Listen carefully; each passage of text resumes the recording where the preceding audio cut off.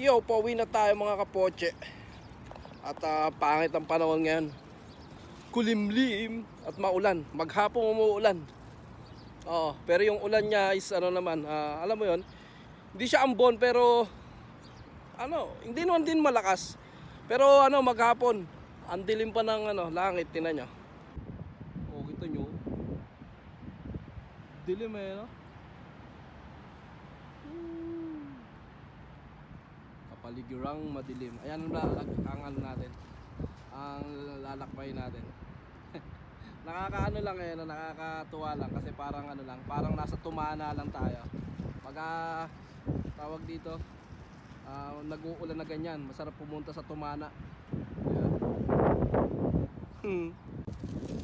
Pero syempre, hindi naman tayo pababayaan ng ating serbisyo. Ayan ang tigas napagkaangas, di ba? Goods na goods yan mga kapoche.